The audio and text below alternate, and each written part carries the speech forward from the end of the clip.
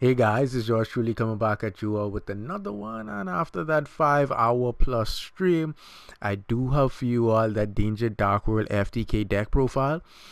I also did a Danger DarkWorld OTK profile right there on the spot during the stream live for you guys, just so you guys know that I am the real deal. I know my cards, I know the effects of the cards that I've come across, and whenever I'm deck building, exactly how I formulate structure, put cards together, do my ratios.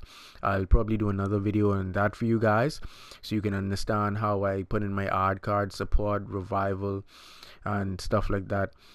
But yeah, I like to live stream deck build so that you guys know that, hey, this guy isn't going out there and potentially net decking or copying other people, which you have a lot of people doing. And it's, they take credit for the deck builds and the results and the wins that they get, and they honestly know that they had nothing to do with the deck build, the structure, or had any influence or input in the deck's creation itself. They're just simply net decking, and I'm going to make sure that we have a way to fix that. So if they're going to keep net decking, as much as I can research in terms of how every deck plays, different card combinations, I will be doing different videos on how to not only prevent but disrupt and break whatever boards that those decks and the different variants can actually make, so that you can actually stand a chance playing Yu-Gi-Oh, because it's all about knowing how a deck functions and then how to incorporate resources in your deck to be able to actually either prevent, disrupt, or break those boards. But without further ado, let's get to that deck profile.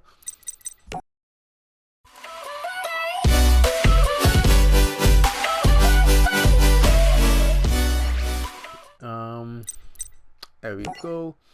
You're gonna use 2 beige, 3 brown, 1 stern, 3 barefoot. Well, I like to call them barefoot, but 3 bigfoot, 2 chupacabra, 2 mothman, 1 nessie, 2 ogopogo, 3 thunderbird, 2 jackalope, 1 tsunoku, 2 grapha, 3 snow, 2 allure, 1 card destruction, 1 response team, 1 dealings, 1 into the void, 2 charging cell, 1 the beginning of the end, 1 gates, and 3 trade-in. That's it for the main deck. And in the extra deck, you will play 1 Blaze Phoenix, 3 Dominance, 3 Phantasm Emperor, 1 Giant Trainer, 1 Photon Lord, 3 Gustav Max, 1 Appaloosa, 1 Reproducus,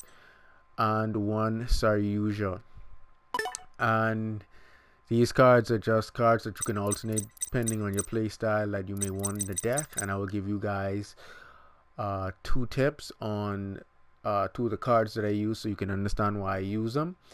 I'm only playing, for the first tip, I'm only playing 1 copy of Gate and 1 copy of Dealings. The reason I'm only playing 1 copy of Dealings is because if my opponent did not open up with a hand trap or a Nibiru or something like that, I don't want to play Dealings and then allow them to actually draw into it if it's their 6th card, and then, or even the Infinite Impermanence, if it's their 6th card, for them to potentially disrupt the FTK.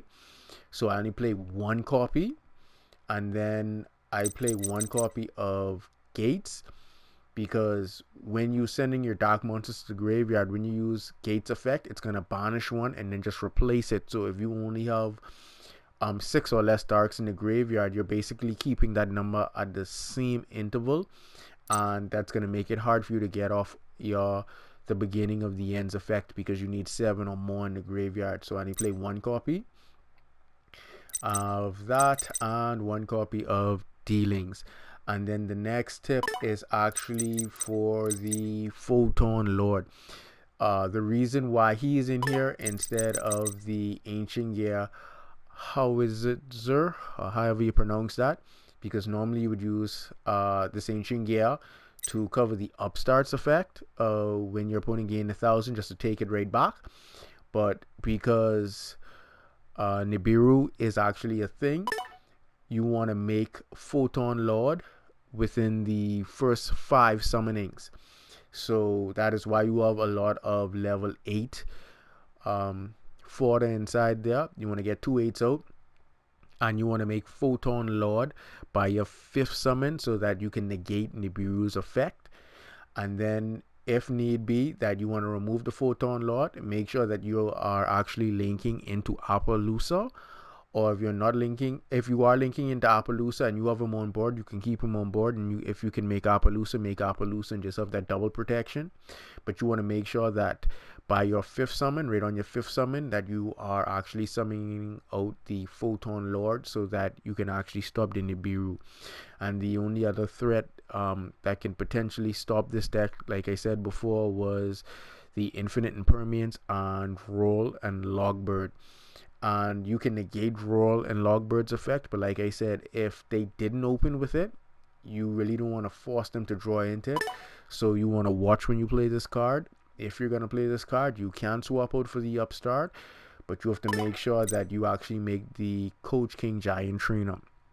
And by making him, that's going to up your summoning number. So let's say you make 3 8s and then make him, that's done 4. So to get 2 more 8s on board to go into Photon Lord, if they have Nibiru in hand, then they're gonna begin to cause some difficulties for you actually getting the FTK off. So you want to be careful. If anything, you want to make Photon Lord and then try to make the Giant Trainer if possible, depending on how the effects go off. Yeah, that'll be it for the deck profile. So if you guys like this, beat down that like button, hit the subscribe button, ring the notification bell, and be the first to immerse yourself in an unrivaled wealth of Yu-Gi-Oh wisdom. So guys, until next time, later.